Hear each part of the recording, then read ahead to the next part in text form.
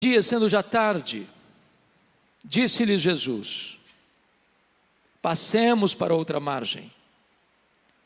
E eles, despedida a multidão, o levaram assim como estava no barco, e outros barcos o seguiam. Ora, levantou-se grande temporal de vento, e as ondas se arremessavam contra o barco, de modo que o mesmo já estava a encher-se de água. E Jesus estava na popa, dormindo sobre o travesseiro. Eles o despertaram e lhe disseram: Mestre, não te importa que pereçamos? E ele, despertando, repreendeu o vento e disse ao mar: acalma-te, emudece. O vento se aquietou e fez-se grande bonança. Então lhes disse: por que sois assim tímidos? Como é que não tendes fé? E eles, possuídos de grande temor, diziam uns aos outros: quem é este, que até o vento e o mar lhe obedecem? Eu gostaria de pensar com vocês hoje sobre o tema: não desanime, Jesus está no controle. E eu inicio dizendo que as tempestades ainda existem. E primeiramente, as tempestades são inevitáveis. Ninguém navega pelos mares revoltos da existência sem enfrentar tempestades. Elas chegam para todos, ricos e pobres, homens e mulheres, doutores e analfabetos, crentes e descrentes. Ninguém passa ileso na vida sem enfrentar tempestades. Talvez você que está aqui hoje esteja enfrentando alguma tempestade terrível, que joga o barco da sua vida de um lado para o outro, ao sabor do vendaval. Talvez essa pandemia que já está indo embora, louvado seja Deus, retratou essa realidade. Morreram jovens e velhos, ricos e pobres, médicos e pacientes, empresários e empregados, pastores e ateus, porque a tempestade atinge a todos, indistintamente.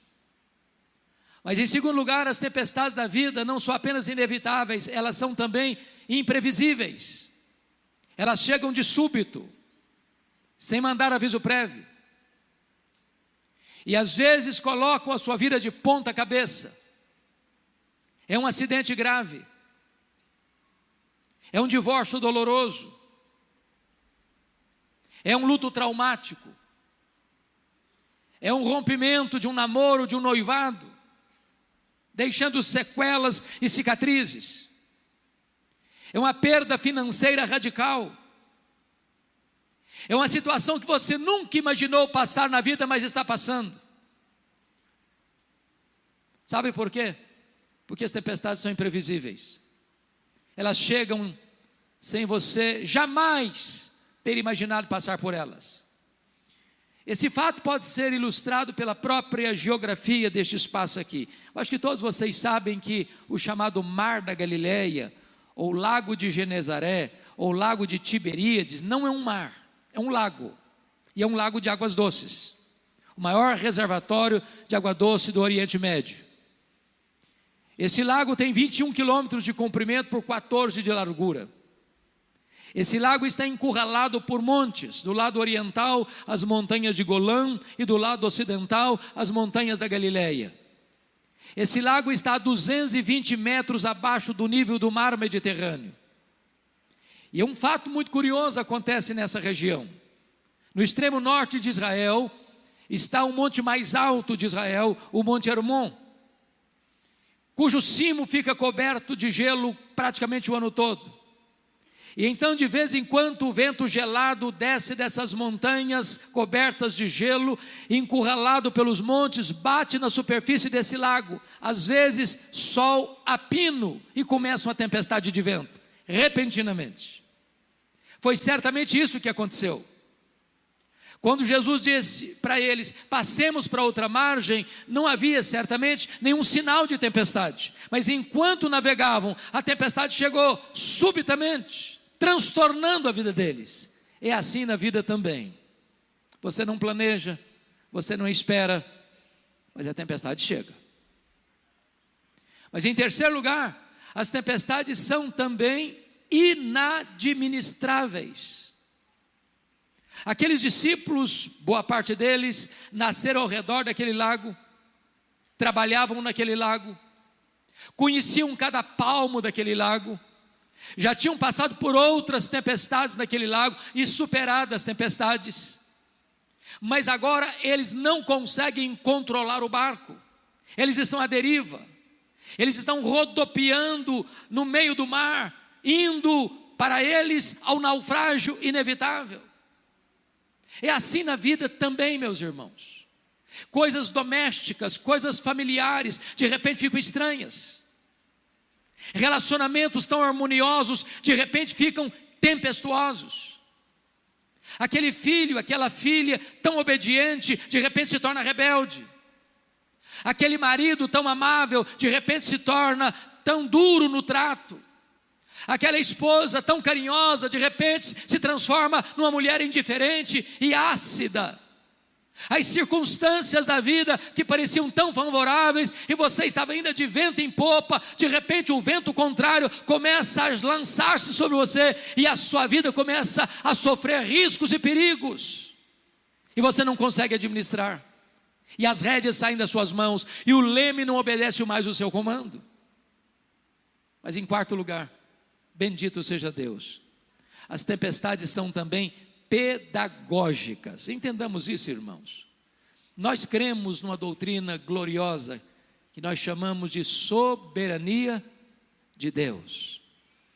Nós não cremos em acaso, nós não cremos em sorte, nós não cremos em azar, nós não cremos em determinismo cego, nós não cremos em olho gordo, nós não cremos em misticismo. Nós cremos que a mão de Deus dirige o nosso destino. Nós cremos que Deus está no trono, que Ele tem as rédeas da história em suas mãos, e que nenhuma folha cai de uma árvore no outono sem que Deus saiba, sem que Deus permita.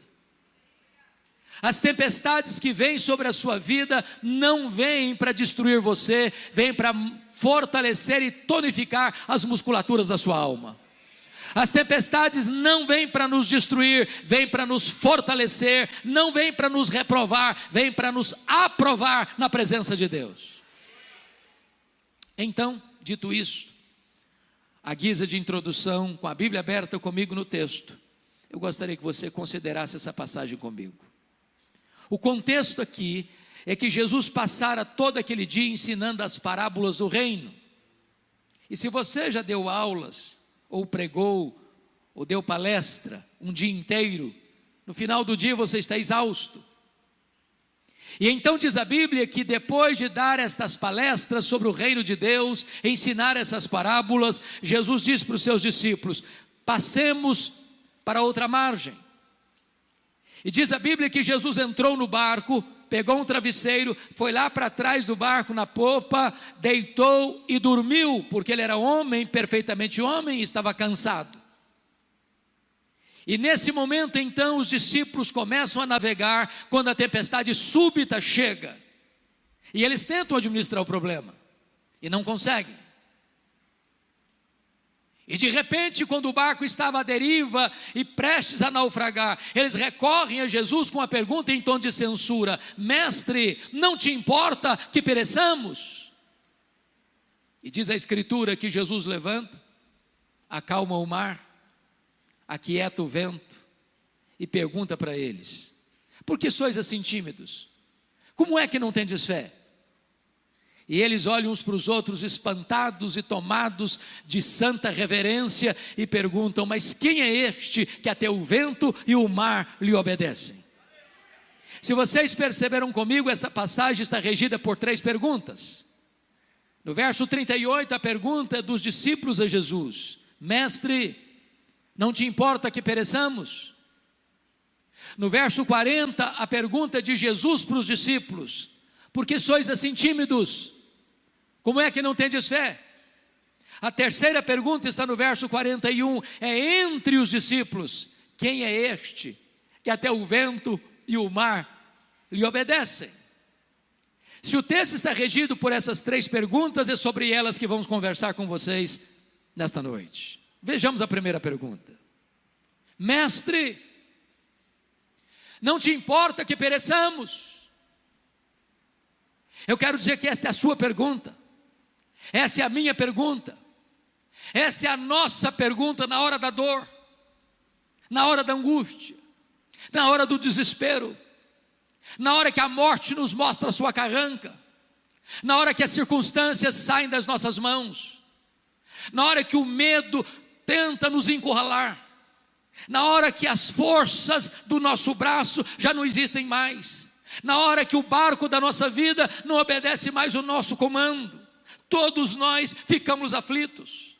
E nessa hora você pensa: meu Deus, por que o Senhor não me socorre? Por que essa tempestade veio? Por que comigo? Por que agora? Por que desse jeito? E quando eles recorrem a Jesus, eles recorrem não só com a pergunta, mas com a censura. Eles estão dizendo o seguinte: não vais fazer nada? Não estás vendo o nosso perigo? Não estás percebendo a nossa angústia? Não estás notando que esse mar está nos engolindo vivos? Vais continuar dormindo? Essa é a pergunta que nós fazemos.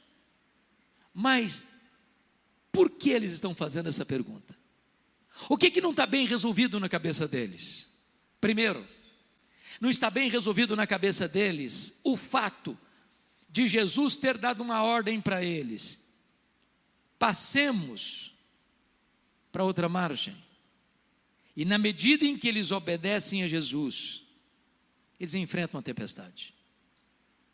Na nossa cabeça, via de regra, o raciocínio é esse: com Cristo no barco tudo vai muito bem, vai muito bem, vai muito bem. Com Cristo no barco tudo vai muito bem. E aí você pensa assim: se Jesus está conosco, não tem tempestade, não tem crise, não tem problema, não tem luta, não tem dor, não tem surpresa. Quando você obedece a Jesus, o que você espera? Vai dar tudo certo. Mas de repente você entra no barco em obediência a Jesus e a tempestade pega você, e a crise chega, e a doença chega, e o problema financeiro chega, e o problema no casamento chega, e o problema na família chega, e a dor chega, e vocês: meu Deus, não estou entendendo. É fácil você entender a tempestade que foi atrás do profeta Jonas. Ele estava numa rota de fuga, ele estava numa rota de desobediência, e Deus mandou a tempestade atrás dele para trazê-lo de volta para o caminho da obediência. Notinha de rodapé: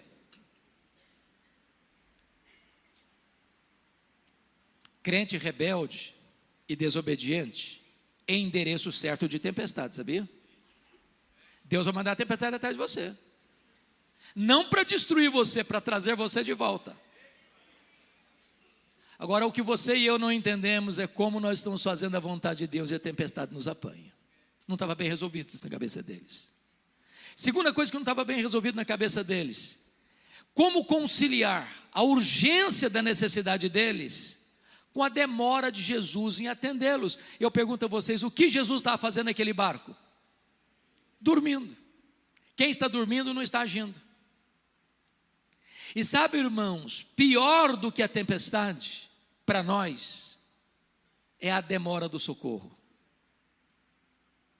Tem hora que a demora de Deus grita mais alto nos ouvidos da nossa alma que o barulho mais ruidoso das circunstâncias mais adversas.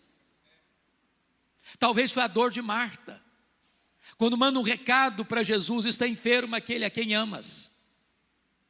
E eu fico imaginando que, já que tinha muita gente na casa da Marta e da Maria, as perguntas eram essas: será que ele vem mesmo? E Marta respondia: claro, ele nunca nos deixou na mão. E o Lázaro piorando. E Marta talvez olhando na estrada se Jesus apontava. E alguém chegava e dizia: ô Marta, eu acho que Jesus não vem. Vem, ele não deixa na mão não. Ele vem, ele é amigo da gente. Ele não vai nos deixar de socorrer não, ele vai chegar. E o Lázaro piorando. Daqui a pouquinho alguém chega e diz: ô Marta, seu irmão acabou de morrer. E o seu Jesus não chegou. Os judeus que estavam na casa da Marta disseram assim: por que ele não curou o Lázaro? Ou por que não evitou que Lázaro morresse? Ele não fez curas à distância, por que não curou o Lázaro? Quantas vezes você já passou noites indormidas, madrugadas insones, com essa grande angústia: meu Deus, por que o Senhor deixou isso acontecer? Por que o Senhor permitiu isso? Por que o Senhor não veio? Por que o Senhor não socorreu? Por que o Senhor está demorando? Por que eu oro e a doença se agrava? Por que eu peço e o problema não se resolve? Por que eu insisto e choro e jejuo e clamo, e a única voz que eu escuto é o barulho das ondas sovando o barco da minha vida? Na cabeça deles não está bem resolvido isso.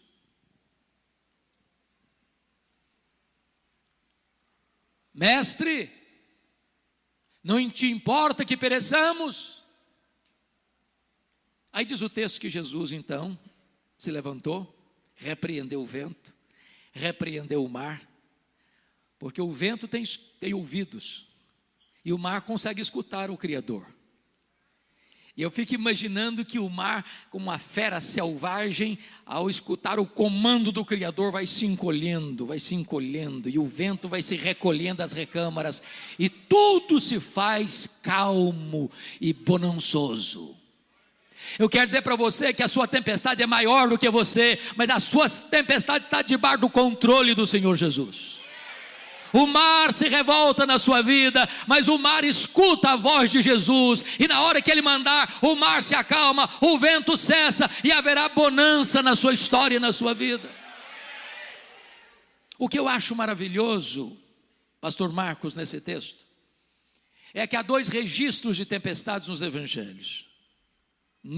Este é o primeiro, e curiosamente Jesus primeiro acalma a circunstância, para depois acalmar os discípulos.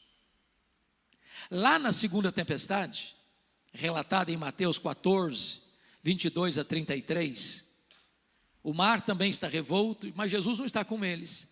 E Jesus vem caminhando sobre o mar, e os discípulos ficam apavorados, pensando que é um fantasma.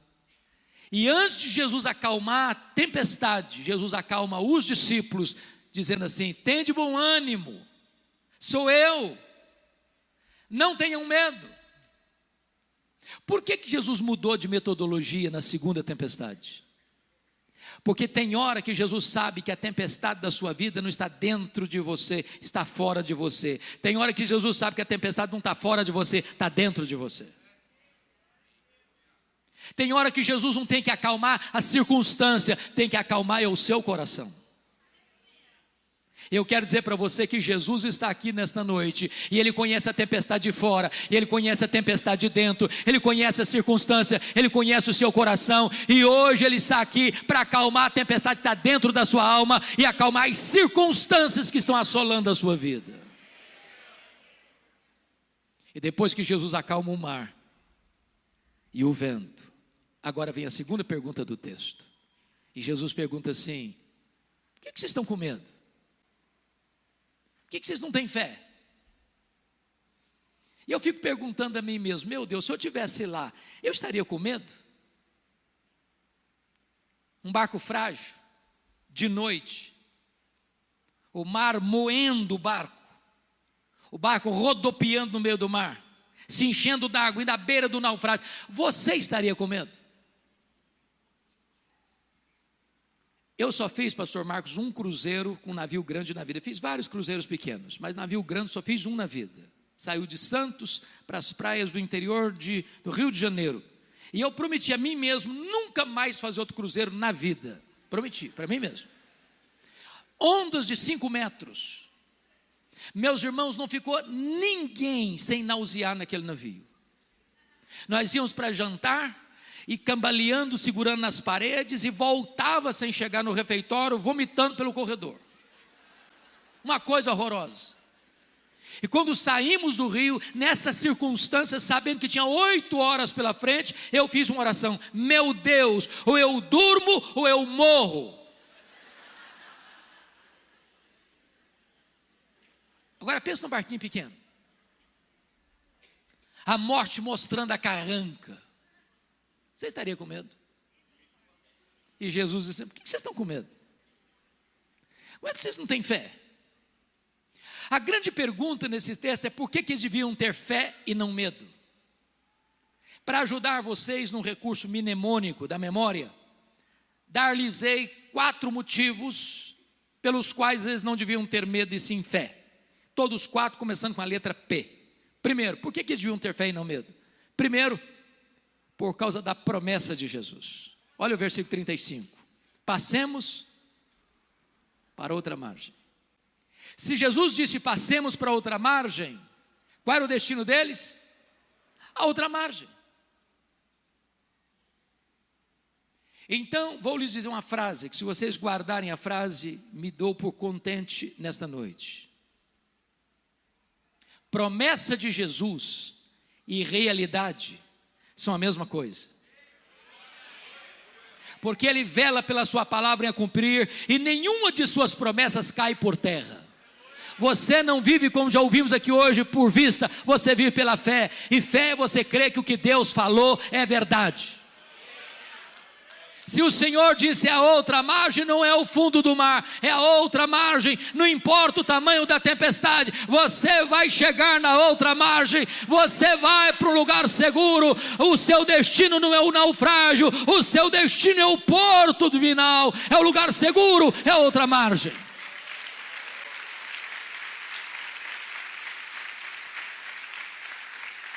Por que eles deviam ter fé e não medo? Em segundo lugar, primeiro por causa da promessa. Segundo, por causa da presença. Jesus estava dentro do barco. E quem é Jesus?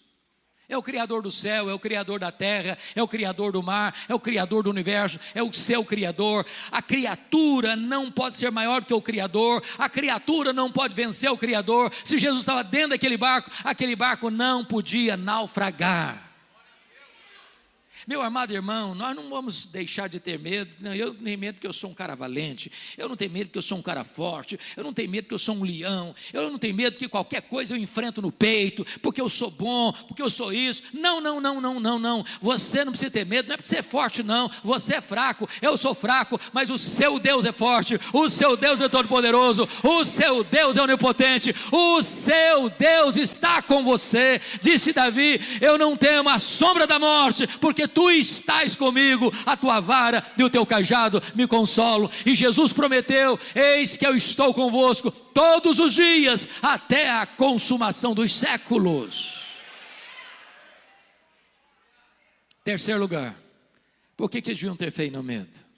Primeiro, por causa da promessa. Segundo, por causa da presença. Terceiro, por causa da paz de Jesus. Eu pergunto a vocês: o que Jesus está fazendo no barco mesmo? Dormindo. Então vou fazer outra pergunta. Jesus sabia que a tempestade viria? É óbvio que sim. E se sabia, por que dormiu? Dormiu porque tinha plena consciência que tudo estava sob controle. Me permita dizer isso: paz não é ausência de tempestade. Paz é a certeza que, apesar da tempestade, Jesus está no controle. Você pode perder o controle, Ele jamais perde o controle. Você pode chegar a um momento na vida que você não sabe o que fazer, Ele sabe. Você pode chegar um momento na sua vida: meu Deus, parece que a circunstância vai prevalecer, parece que a situação é inadministrável, parece que tudo está indo de bancarrota em bancarrota, mas Jesus não perdeu o controle, Ele está em paz. Tem hora que meu coração fica assaltado de temor, e eu preciso dizer para o meu próprio coração, como o Salmo 116, 7, volta minha alma ao teu sossego, porque o Senhor tem sido generoso para contigo. Descansa, ó minha alma, acalma. Acalma. Você não está vendo saída. A saída está nas mãos de Jesus. Você não controla a situação. Jesus está com as rédeas na mão. Você não sabe o que você vai fazer. Jesus está conduzindo o seu barco para o porto seguro e divinal. Quarto lugar, por que eles deviam ter fé e não medo? Primeiro, por causa da promessa. Segundo, por causa da presença. Terceiro, por causa da paz. Quarto, por causa do poder de Jesus. Se vocês perceberam, toda essa passagem está ao redor de outros textos que retratam o poder de Jesus. Por exemplo, aqui Jesus tem poder sobre as leis da natureza. O mar escuta a sua voz, o vento obedece o seu comando. Quando ele fala, o universo inteiro escuta a sua voz. O sol para, as estrelas aparecem. Quando ele fala, o vento escuta a sua voz. Quando ele fala, uma mula profetiza. Quando ele fala, um verme obedece a sua voz e vai lá exercer o seu trabalho. Quando ele fala, os demônios batem em retirada. Quando ele fala, os anjos saem na velocidade de um vento para cumprir as suas ordens. Ele é o todo-poderoso Deus, e o universo inteiro se curva à sua soberania. Ele tem o controle, Ele está no comando, Ele é Deus. Mas em segundo lugar, se você perceber, quando termina esse texto, Jesus desembarca do outro lado, na região que nós conhecemos como Decápolis, as 10 cidades gentílicas, num despenhadeiro, de noite, dentro de um cemitério. E tudo que você não espera ver dentro de um cemitério de noite é gente viva. E lá tem um homem furioso, nu, ferindo-se com pedras, violento, correndo entre os sepulcros, gritando desesperadamente, tomado de 6.000 demônios. Legião era a maior corporação romana do exército romano, 6.000 soldados, composto de flecheiros, de arqueiros, de lançadores, de cavalaria, de infantaria. Era uma máquina de guerra. Por onde passava uma legião romana, tudo era destruído. Dentro de um único homem havia 6.000 demônios. E Jesus vai lá de noite, dentro de um cemitério, para um homem que está enjeitado da família, um homem foragido da justiça, que não tem algema que consegue detê-lo. E Jesus o liberta, e Jesus o cura, e Jesus o transforma, e o Jesus envia de volta para a sua família como um missionário. Sabe por quê? Porque Jesus tem poder sobre as leis da natureza, e Jesus tem poder sobre os demônios. Quem manda no céu, quem manda na terra e quem manda no inferno é o Senhor Jesus. Quem tem as chaves da morte e do inferno é o Senhor Jesus. Ele é o todo-poderoso Deus, e diante dele se prostra todo o joelho, nos céus, na terra e debaixo da terra, e toda língua confessa que Jesus Cristo é Senhor, para a glória de Deus Pai. Mas quando Jesus retorna para o outro lado, onde ele morava em Cafarnaum, diz a Bíblia que Jairo, chefe da sinagoga, procura Jesus desesperado, porque a sua filhinha única de 12 anos está muito doente. Ele diz: Senhor, vai na minha casa comigo, impõe as mãos sobre a minha filha para ela ser curada. E Jesus está indo com Jairo, quando uma mulher anônima, 12 anos sofrendo de uma hemorragia crônica, pensa consigo: se eu apenas tocar na orla das vestes de Jesus, eu ficarei livre do meu mal. Ela toca na orla das vestes de Jesus, e a hemorragia é estancada na hora. Sabe por quê? Jesus tem poder sobre a natureza, Jesus tem poder sobre os demônios, Jesus tem poder sobre as enfermidades. A última palavra não é da ciência, a última palavra não é da medicina, a última palavra é de Jesus. Para Ele não tem doença incurável, para Ele não tem problema insolúvel, para Ele não tem vida irrecuperável, para Ele não tem casamento insolúvel, para Ele tudo é possível. Ele tem poder sobre as enfermidades, Ele é o médico dos médicos. Enquanto Jesus está cuidando dessa mulher, chega o emissário da casa de Jairo e diz para Jairo: ô Jairo, não incomodes mais o mestre, a tua filha acabou de morrer. O mundo desabou sobre a cabeça do Jairo. E Jesus diz para Jairo: não temas, Jairo, crê somente. E Jesus vai para a casa do Jairo. A menina está morta. Ele chega e põe a mão na menina e diz: Talita cumi, menina, está na hora de levantar. E a morte solta as garras da menina. E aquela que estava morta ressuscita. E ela é devolvida aos seus pais. Sabe por quê? Porque Jesus tem poder sobre a natureza, Jesus tem poder sobre os demônios, Jesus tem poder sobre as enfermidades e Jesus tem poder sobre a morte.